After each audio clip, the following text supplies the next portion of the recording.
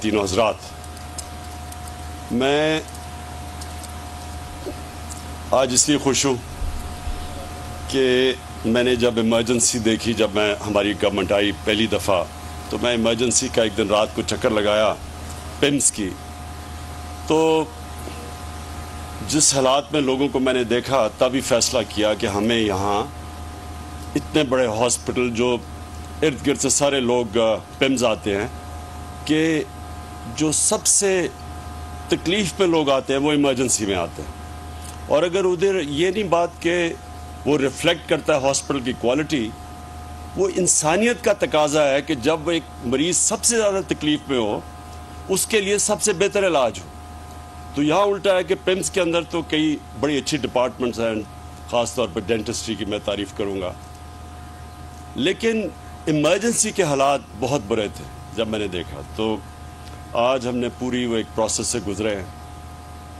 باہر سے آرکیٹیکٹ جو اسپیشلائزڈ ہاسپٹلز بنانے کے آرکیٹیکٹ ہیں، گرام ریپ، جنہوں نے شوکت خانم کا بھی ڈیزائن کیا اور شوکت خانم دونوں ہاسپٹلز کا ڈیزائن کیا. اور آج اگر شوکت خانم کو دونوں ہاسپٹلز کو جوائنٹ کمیشن انٹرنیشنل کی سرٹیفیکیشن ملی ہے تو اس کی ایک یہ بھی وجہ ہے کہ وہ ایک بلڈنگ بنی ہوئی ہے، ایک اسپیشلائزڈ ہاسپٹل کے ڈیزائنر نے، آرکیٹیکٹ نے بلڈنگ بنائی ہے.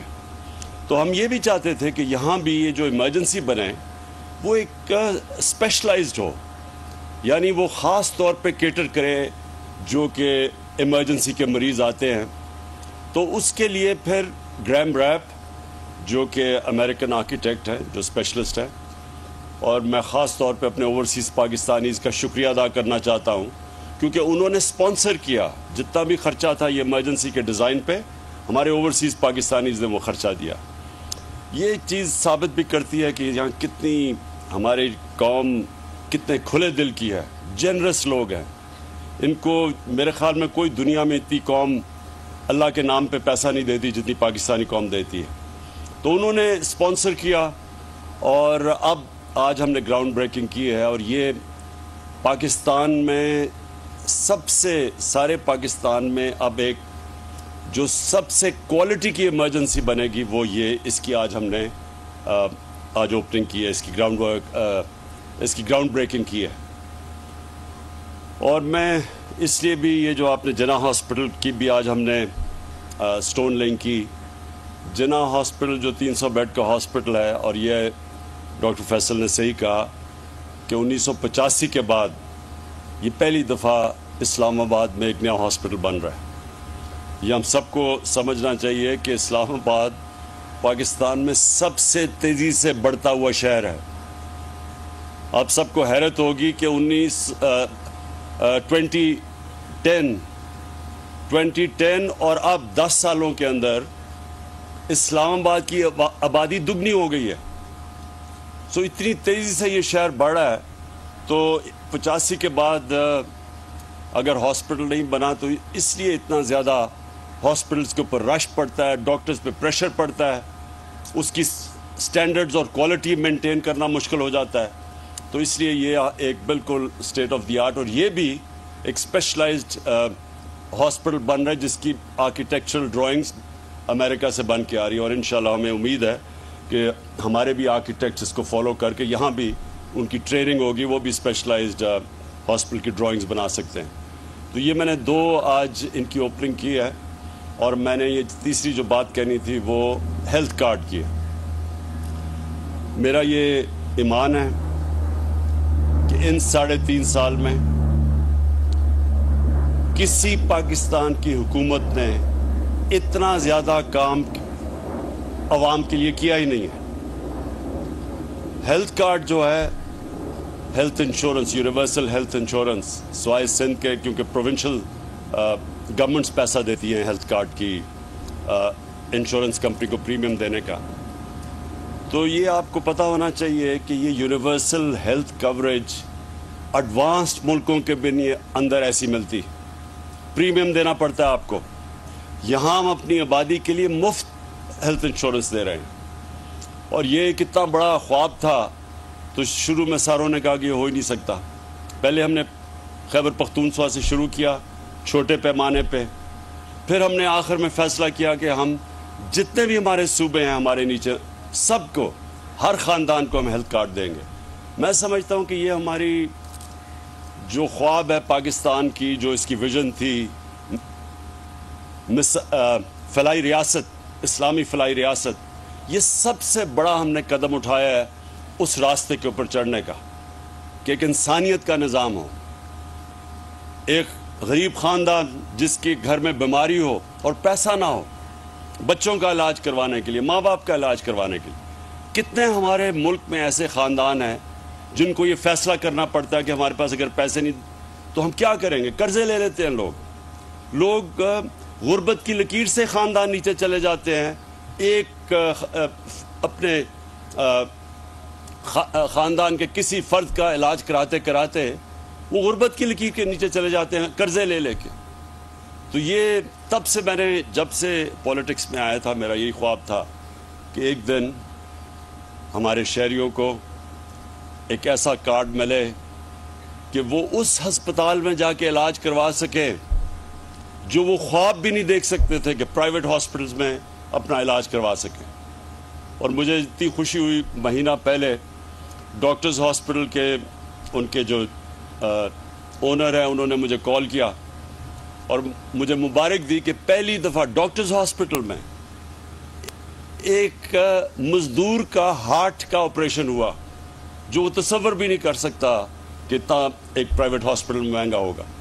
تو یہ ہماری یہ ایک قدم ہے، اس سے ایک پورا ہیلتھ سسٹم بنے گا پاکستان میں، پرائیویٹ سیکٹر آئے گا، پبلک پرائیویٹ پارٹنرشپس ہوں گی اب ہاسپٹلز میں، ہیلتھ سسٹم میں، کیونکہ اتنا زیادہ ہم نے پیسہ دیا ہے ہیلتھ انشورنس میں۔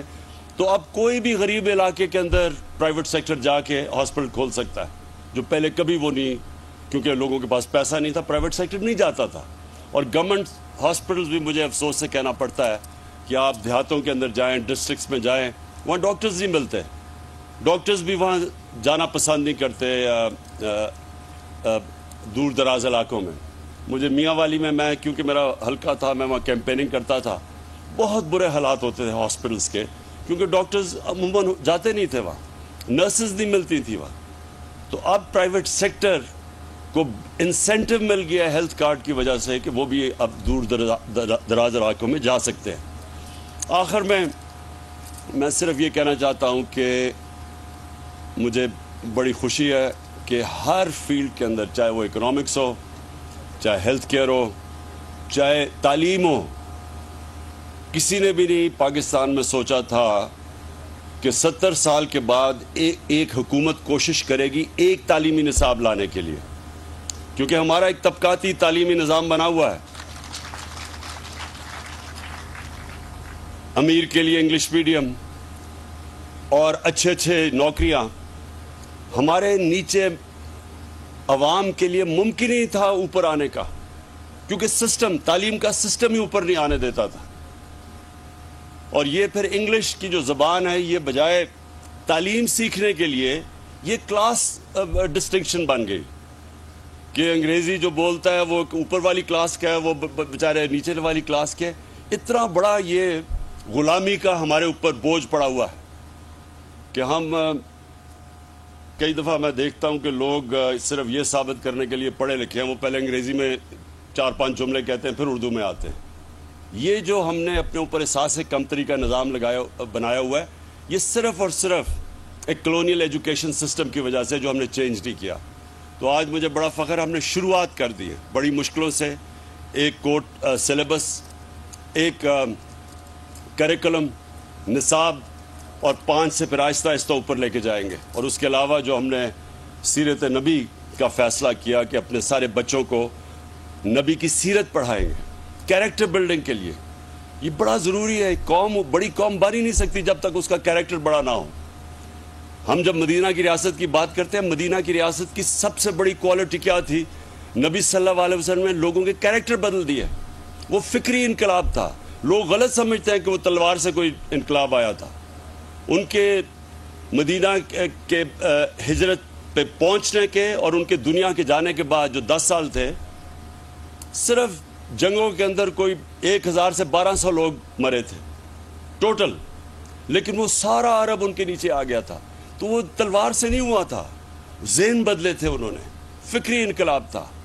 اور وہ ہماری بدقسمتی یہ ہے کہ ہم نے کبھی کوشش ہی نہیں کی جب سے ہمارا ملک بنا ہے کہ لوگوں کو بتائیں تو صحیح کہ وہ جو قرآن ہمیں حکم دیتی ہے کہ ان کی زندگی سے سیکھو، وہ کیا وجہ تھی؟ وہ ہماری بہتری کے لیے ہے. جو قوم ان کی سنت پہ چلے گی وہ اٹھ جائے گی. اور کیونکہ وہ رحمت العالمین تھے، وہ صرف مسلمان نہیں، سب انسانوں کے لیے رحمت بن کے آئے تھے، تو جو بھی ان کی سنت پہ چلے گا وہ قوم اوپر آ جائے گی. تو اس لیے ہم نے یہ بھی رحمت العالمین اتھارٹی بنائی ہے. اس کا مقصد ہی یہ ہے کہ اپنے بچوں کو یونیورسٹی اسٹوڈنٹس کو کم از کم ان کو یہ پتا ہو کہ ان کی زندگی کیا تھی، انہوں نے کیسے کیریکٹر بدلے، کیسے جو ان کے ارد گرد تھے سب لیڈرز بن گئے.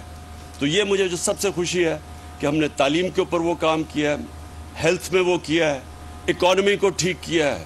آج ہمارے سارے اکانومی کے انڈیکیٹرز رائٹ ڈائریکشن میں ہیں. IMF کہہ رہا ہے کہ پاکستان سسٹینیبل گروتھ پہ نکل گئی ہے.